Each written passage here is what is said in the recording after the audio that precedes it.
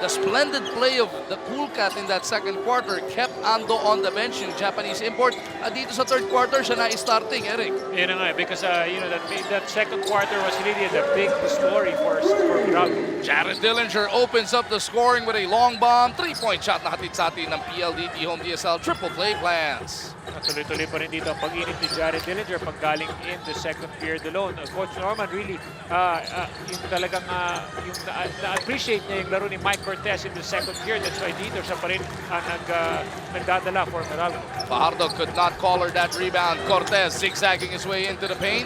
Play broken up by Santos. Cabagnot is pushing it on a 3-on-2. Arwin Lilipad. Finger roll is good. That's one way on how Meralco get back in the second period. Ang San Miguel naman ang gumagawa dito after a steal, dire-diretso for a layup. Lead of Meralco is at 250-351. Largest lead na natikman nila was just moments ago at 4 points. As we mentioned, they were playing catch-up ball most of that first half. Nabong with the leather. Iaabot kay Emmett. Getting the crack at that defense. They go to Dillinger. This time ilalapit ni JD. Pabiting tira, Mintis. Sa rebound play, it is Junmar Fajardo. Reed. Gliding in the air. Nabong clears it. Cortez looks up at Emmett. Hodge with a pick. Lassiter caught with a foul fighting over that pick. Dito mo yung early offense ng Meralco. Dalawa kagad na nagsiscreen kay Andre Emmett. As we take a look at this Master Guapo move brought to us by Master Face Club. Sekreto ng mga guwapo. Miss Riza, ano ang iyong report? Mag-go from Coach Leo Austria, they gotta be taking the balls a little more seriously. Other than the number of turnovers na nakumit nga daw nila in the first half, they are concentrating so much on Andre Emmett. Nakalimutan na nga daw nila na napakarami pang pwedeng pumuntos dito sa Meralco Balls. Unexpected pa yung mga katulad na lang ni Kelly Nabong. Kaya paalala nga ni Coach Leo, nung elimination round, tinalo tayo nito regardless of kung may sakit pa nun si Arizona Reed. Nevertheless, kailangan natin bumawi. Thank you, Miss Riza. Right on cue, ano? Si Kelly Nabong doing some positive things once again para dito sa Bolts as Lassiter swallowed up by the defense. Meralco will push it the other way. 4-on-3. Cortez mula sa kanto. Halos matumba si Emmett doon. Dillinger deep position. Lalabas muna nila at i-reset ang atake na to. Dillinger looking to go toe-to-toe with Lassiter. Takes the contact, crashes to the floor, tries to put up an attempt, was trying to sell that he was in the act, and he does a good job. Na ang ganda naman ng pagkakahagis niya. No? He's actually using a lot of yung kanyang diskarte in the game because alam na nga niya na may tinapos foul. But overall, so far, Jared Dillinger really making an impact when he stepped on the floor since the second period. Itong Meralco Balls po, pilit niyang itinutulak sa do or die to pagdating na Lunes. San Miguel naman wanting to wrap it up. Have fun and run with your favorite PBA players. The PBA Fun Run for a Cause will happen on July 4, Saturday, dyan po sa Quezon City Memorial Circle. Mga PBA fans, pwede kayo sumali sa 3, 5, 10, or 50-kilometer runs. This will be for the benefit of the Cancer Hematology Center of the Philippine Children's Medical Center. Pwede po tayong tumawag sa 470-2768 hanggang 70 sa PBA office po yun. Cortez to Nabong. Game is tied at 54. Backdoor cut, Emmett. Nice fake on the pass, pero kinuyog pa rin siya sa pagpilit niyang reverse. Arvin Santos ang napito ng foul. Meralco's reading that defense very well. There's a lot of backdoor cuts because San Miguel is really denying the passing lanes. After a slow start, that was si Andre Emmett has got himself to 12 points. Make that 13. Dalawang abante ng Bolts dito, 56-54. Yung production nga ni Andre Emmett dito, hindi yung napakaraming contributor. Pa-konti-konti lang, pero kita mo naman, nanggagaling pa karamihan yan because his teammates are really helping him out. Fajardo kontra Nabong. Junmar, PP hit. Sinalubong pa ni Emmett. Walang problema para kay Fajardo. It was all power right there. I mean, ang makikita mo, Kelly's a strong player and yet Junmar was really able to use his strength. 16 points in the game na para dito kay Junmar. Hodge, given that space by Reed. They're daring him to take the long one. Emmett bounces it to Hodge. Inabot ng foul. That's guts right there. I mean, you sealed off Junmar Fajardo, the biggest player on the floor. And that's what Cliff Hodge can really do. Ang maganda kasi doon, he had very good position already. That's why, even if you're smaller, you can still use the seal to create space and get an easy shot off. Hodge takes care of that first free throw. Nahanap dito na Meralco kung sino daw ang pipigil dito kay Fajardo. So far, Junmar had this way in the first quarter. Medyo napigilan niya in the second like you mentioned. Pero dito sa third quarter, starting to impose his will again. Right on cue. He is fouled. He gives that dagger look to Cliff Hodge. Suma rin yung bagsak na ni Cliff Hodge.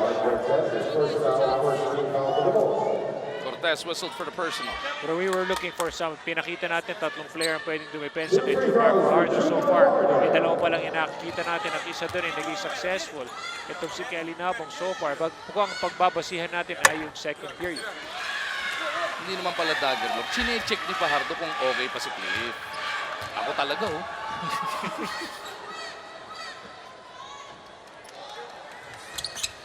Kung hindi pumasok yung bibigyan ng isa pang free throw. Pumasok agad si Hodge, hindi pa nabibitawan yung bola. Di ba? Lane violation. Energy. Tabla na naman tayo. Cortez over to Nabong. Back to Cortez from top of the key. Nabong once again. The two-man game results in 2 points. He's making a major contribution here for Meralco. Not only on offense, but lalong-lalo on defense. He's the one who should be banging bodies here for Junmar. 11 puntos na para dito kay Nabong. He was trying to front Junmar with Cliff being the insurance guy at the back. Napituan ng foul. Etong si Kelly. Yun ang sinasabi ko eh. Malaking addition talaga si Kelly Nabong dito sa kupunan ng Meralco Boss because nadagdagan sila ng isang post defender. Lassiter may tangan. Pupunta kay Cabagnot. 10 to shoot for the guys in white. Cabagnot to Junmar for the jam! Yeah, credit that to Alex Cabagnot. He created that play for Junmar to be wide open. Game is tied at 60. Already the 11th deadlock of the contest. Emmett putting on a variety of moves. What a move right there. Akala ko napigilan na siya. That was just a hesitation move to really freeze or to relax that defense. Halos 5 minuto na po lumilipas sa ating ikatlong yugto. Fajardo once again. Facing off kontra dito kay Nabong. Junmar to Cabagnot. They swing it to Marcio. Lassiter drills the 3. At insate ng PLDT Home DSL triple play plans. Itong si Marcio Lassiter always frees himself up in that left corner. Again, kanina in the first half. Ngayon naman still in the second half. Cortez whips it over to Hodge. Back to Cortez. Big pick from Hodge. Dillinger from deep. Punches it through. He's another guy who's really making an impact for Meralco, most especially first time he stepped on the floor since the first half. Less than 6.5 now remaining in the third. A 3-man substitution is waiting in the wings para sa Meralco. Ildefonso, Anthony, and Ando ang papasok sa susunod na dead ball situation as Fajardo is fouled.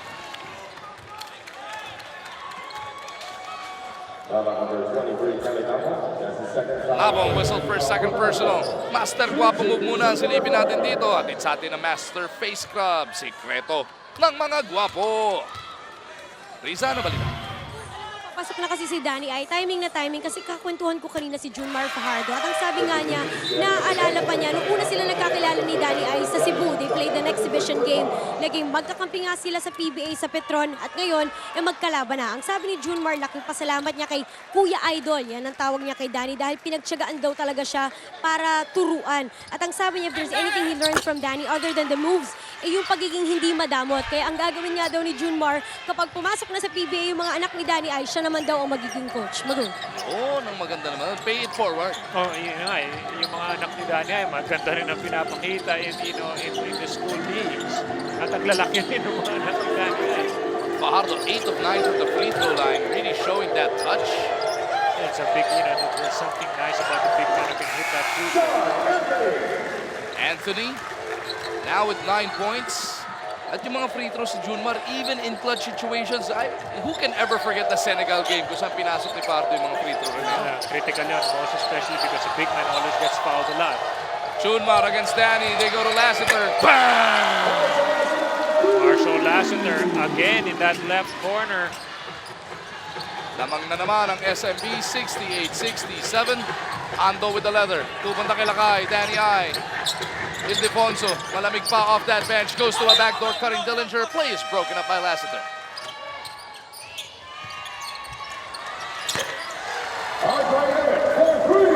Andre Emmett gives Meralco back the lead with a booming three off that baseline inbound. 18 big points already for Andre Emmett. Simple lang coming off that timeout. Coach Norman designed a very simple play but very effective. Junmar nakawala. Mabigat ton, Magubi. Yun yung sinasabi ni Coach Norman. And ito si Danny I would really have to push him out early so that to force Junmar to really have two dribbles going closer to the basket. Anthony looking at Dillinger. Ross switches over. Anthony asking for it. Is fouled by Marshall. Ang hablutin siya para hindi makatanggap ng possession. That's his fourth foul. 5 team fouls for the game. 14 seconds on the shot clock. Ando with the leather. Emmett. Kontra dito kay Santos. Looks to back him up. Tutulong si Junmar. Pasa niya, ninakaw ni Lassiter. Marshall looking for the opening. Santos it is from the baseline. Diubra. Dillinger and Lassiter battling for that rebound. It's a collision there. Right in front of that San Miguel bench.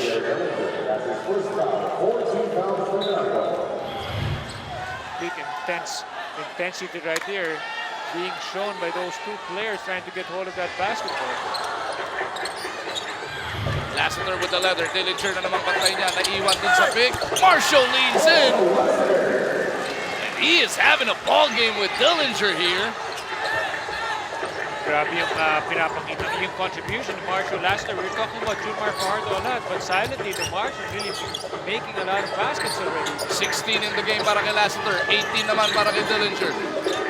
Reed on JD. They go to Anthony against Ross. Back to JD. Top of the key. Bang! The matchup between these two players, grabe yung pinapakita. On one side, Lassiter. Ngayon naman, Jared Dillinger making that long basket. And now Hugnatan is coming back on para dito kay Ildefonso. Talagang niro-rotate na ni Coach Norman. Ng fresh legs. Etong si Junmar. Bicycle shot ni Reed. Wala. Emmett para sa rebound. Meralco ahead by 1. Still over 3 minutes remaining in the third. Emmett from 15 feet. Matalas. Kanya rin yung board. Teardrop is good. San Miguel has to clear that rebound after the first attempt. He cannot give Emmett another opportunity. 20 points in the game para dito kay Andre Emmett. Ross against Ando. Chris looks to host him up. He jumps it out to Lassiter. Same spot. Different result. Emmett gets it across. Santos takes him up. Nice pass. Ugnatan to sa ilalim. Ganda naman ang reverse down. No look pass, but on the defensive side of San Miguel, you gotta be below the man because the guys of Meralco will always cut from the weak side. And the Meralco Bulls have now established their largest lead of the game at 5 points. Ross to Santos. Back to Ross. Reed at the post. Kontra dito kay Anthony. Ball poked away. Reed trying to recover. Out to Santos. 7 to shoot. Arwin all board. Gary D para sa rebound. He's in trouble. Gets it over to Anthony across. Sean asking for his point guard to come out. That is Seiya Ando directing traffic. Anthony against Reed. Waiting for some movement. Emmett is wide open. No. Reed boards it. Less than 2 minutes now remaining in the third. Junmar taken away by Ando almost, but Junmar recovers and sends it home. You know, that's a good break for San Miguel because Ando was able to steal that basketball. Nagkabanggaan lang sila ni Sean Anthony kaya nawala yung bola. Mabasa tatlo ang abante ng Meralco. Ando kontra Reed. Attacks the lane. Ando nowhere to go. Biglang nagdilim ang kanyang paningin. Nilamon siya ng depensa, no? Pero maganda rin, he knew that penalty na nga daw ang San Miguel. That's why he took that risk to drive to the basket and draw that foul. Ando takes care of that first free throw. Sleepin muna natin ang ating Gulf Pride. Action-packed play. Atin sa atin ng Gulf Pride 40+. Champions choose Gulf. Coach Norman giving Emmett the break with 1 minute and a half left in the third. Ando goes 2 for 2. Lead of Meralco is back at 5. Wala na pong 90 seconds na titira sa ating ikatlong yugto. Ando with a near steal once again. He's bothering Ross. Caught reaching in that time. Penalty na ang magkabila. 2 shots to para kay Chris.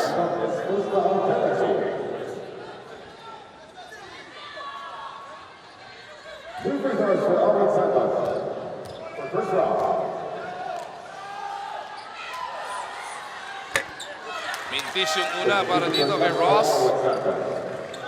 As Lutz has come on para dito kay Santos. Tubig, sumabay na rin. That split brings San Miguel to within 4. Ando and Ross once again. I want to see that last split versus Dillinger more. Mamaya fourth quarter siguro. No, mamaya, I'm sure there's going to be more of that. Oh, what a move. Gary D gets the bounce. He will always be a dangerous player no matter what. You know, he only has 4 points in the game, limited touches, but still you can always count on the scoring off and the offense for Garcia. Ross on the attack, kicks it out. Tobin from deep. Bothered by the defense of Dillinger. Hindi siya nakita to ni Ando on the blika. Ando has Reed switching over. Now Meralco will look for the mismatch. They want Anthony at the post kontra kay Ross. Anthony, quick spin to the baseline, kicks it over. Hugnatan fakes a pass. Baseline jumper is good. Good passing there by Meralco. They were drawing that defense because of that defensive breakdown by San Miguel. Tubid, pupunta kay Ross. Lutz is looking at Reed. AZ kontra kay Anthony. Ando helping out. They go the other corner with Lutz. Arizona's putback is good. Make a sama pang foul. Nakalimutan doon na wala sa depensa or sa posisyon si Sean Anthony kaya nakakuha ng easy offensive rebound. Ito po ang ating tatak Holcim move of the game brought to you by Holcim. Panatag ka pag Holcim.